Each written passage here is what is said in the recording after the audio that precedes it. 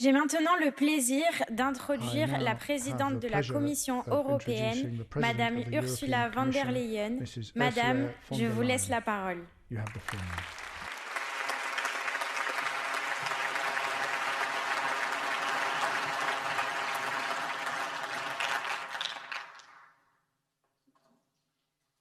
Nous devons penser et planifier une Europe unie comme si chaque jour il était possible de la créer immédiatement, rejetant la lassitude de ceux qui la renvoient toujours à demain. Le possible, s'il est vraiment possible, nous pouvons commencer à le réaliser aujourd'hui. Président Metsola et Roberta, Président Macron, cher Emmanuel, Prime Minister Costa, car Antonio, die Dubravka, Switzer, die Guy Verhofstadt, cher Ministre Clément Beaune, Excellences, honorable members, but most and foremost, my dear and fellow Europeans. On this very special day of Europe, I could not think of any more fitting way to start than by using these words of Ursula Hirschmann. For those who do not know her story, Ursula Hirschmann was an architect and builder of today's free and united Europe. She resisted the rise of Nazism in Berlin in the early 1930s. She shaped the future of Europe on the island of Ventotene in the 1940s. She pioneered women's rights all across Europe. The courage of her actions and of her convictions helped to make Europe what it is today. And I start with this picture because for Europe, the memory of our past has always framed our future. And that is all the more important at a time when the unthinkable has returned to our continent. Russia's flagrant attempts to redraw maps and to rewrite even the most tragic parts of our history have reminded us of the dangers of losing our grip on both our past and our future. On living in a perpetual present and thinking that things can never be different, that there cannot be better ways of doing things, and even worse, that things will always stay the same if only we do not change. That's so wrong. Standing still is falling back. But this conference has shown us that Europeans are determined not to make this mistake. You have told us that you want to build a better future by living up to the most enduring promises of the past, promises of peace and prosperity, fairness and progress, of a Europe that is social and sustainable, that is caring and daring, just like Ursula Hirschmann and all those who went before us. Ladies and gentlemen, this conference has spoken clearly. And I'm delighted to see so many of you here today. Through your 49 proposals and more than 300 measures, you have weaved and crafted a vision of a Europe that delivers on what matters most, that helps to make everyday life better, that is not confined to one place, but it is at your side when you need it. On everyday priorities, such as the air we breathe, or the food we eat, the education that we give to our children, and the houses that we bring them up in. It is a vision of a Europe that pools its strengths and capacities and diversity to tackle the biggest challenges, from climate change or nature loss to pandemics or security in our region. A Europe that has a stronger capacity to activate and uphold its values and the rule of law. A Europe that is able to provide for itself in vital areas, from energy to food, from materials to medicines, from digital chips to green technologies. A Europe that delivers unique social protections and benefits all the way through these major transitions. Ladies and gentlemen, I want to address every single one of you who took part in this conference. Your message has been well received, and now it's time to deliver. That is what I promised when I stood for election in this very house 2.5 years ago.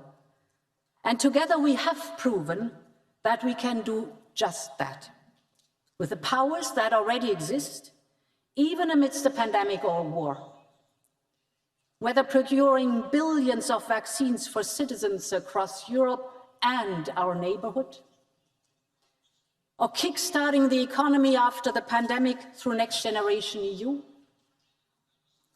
whether setting an ambitious and legally binding path to climate neutrality, or setting rules of the game in the digital world, or supporting small businesses to retain their staff during the pandemic.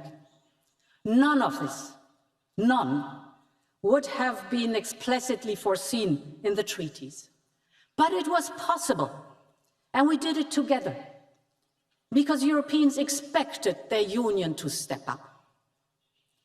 So, next month already, we will set out what is needed to bring your proposals to life and respond the best we can. In some areas, your proposals give us a push to speed up work already ongoing. For example, on the European Green Deal, or on making society fairer.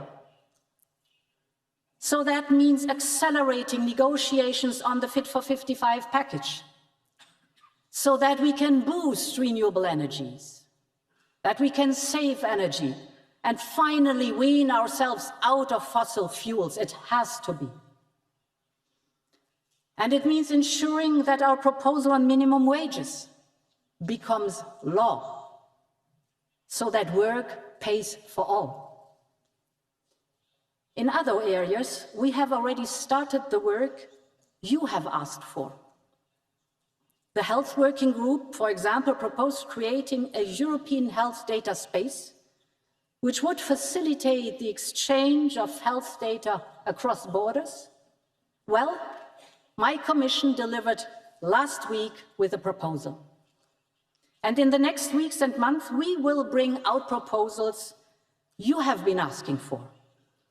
For example, restoring our nature, or cutting down waste from package, or banning products made by forced labor from entering our European market.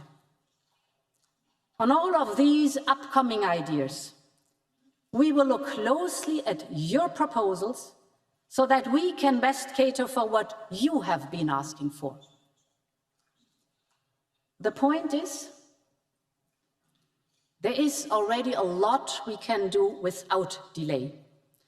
And that also goes for those recommendations which will need us to take new actions. So to make sure that we follow up swiftly, I will announce the first new proposals responding to your reports in my State of the Union address in September already.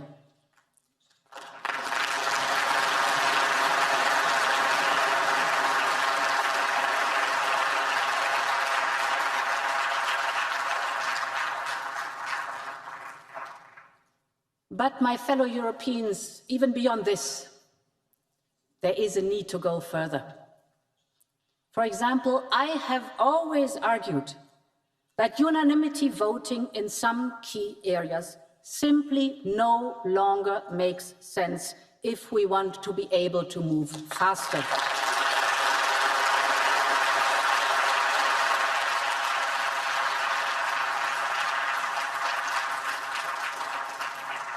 or that Europe should play a greater role, for example, in health or defense, after the experience of the last 2 years. And we need to improve the way our democracy works on a permanent basis. I want to be clear that I will always be on the side of those who want to reform the European Union to make it work better. The point is, you have told us where you want this Europe to go, and it's now up to us to take the most direct way there, either by using the full limits of what we can do within the treaties, or, yes, by changing the treaties if need be.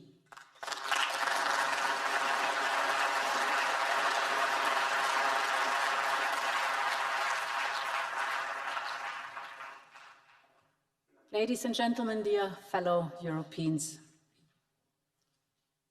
democracy has not gone out of fashion, but it must update itself in order to keep improving people's lives. Those are the words of David Sassoli, a great European who stood here a year ago together with you, dear Antonio Costa, to launch this conference. We all miss him dearly, and I have a very special place for him in my heart today. And I feel pride that citizens from every corner of Europe have brought life to his vision of a vibrant and modern European democracy.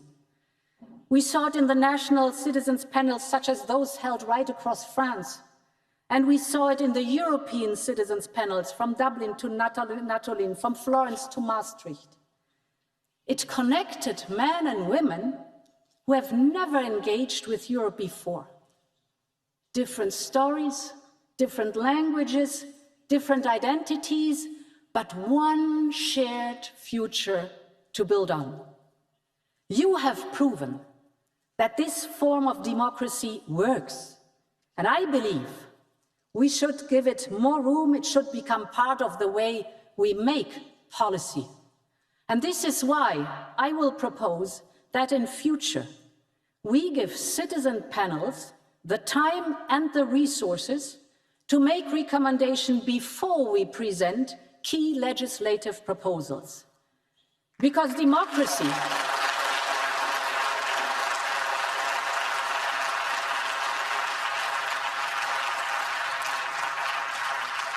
because I'm convinced that democracy does not end with elections, conferences, or conventions. It needs to be worked on, nurtured, and improved every day. We saw it in the grassroots events held right across Europe, whether debating biodiversity in Varna, gender-based violence in Lisbon, or democracy and subsidiarity in Budapest. And we saw it, indeed, in the image of Linda, the young mother. We saw her earlier this day speaking about the future in this very hemicycle, with holding her baby born halfway through the conference. Ladies and gentlemen, this is the image I want us to celebrate on the 9th of May, an image far more powerful than any military parade and debate going up and down the streets of Moscow as we speak.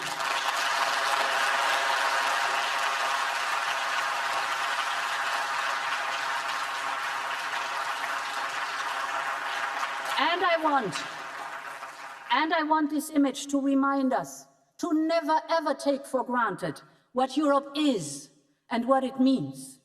Europe is a dream that always was, a dream born from tragedy. But today, that dream shines brightest, not only here in this historic place. It shines brightest in the hearts and minds of the people of Kyiv and Kharkiv, of Odessa and Mariupol. It shines brightest in the courage of those families and young people bunkered down in subways and basements. It shines brightest of those mourning the senseless, mindless atrocities of Bucha and in Irpin and in every Ukrainian village and town struck by war. And it shines brightest in the eyes of all those young Ukrainians who have found refuge in Europe, a home away from home. Those people, my fellow Europeans, young and old, are willing to fight and to die for their future and for that dream of Europe, that dream that always was, that dream that must always be.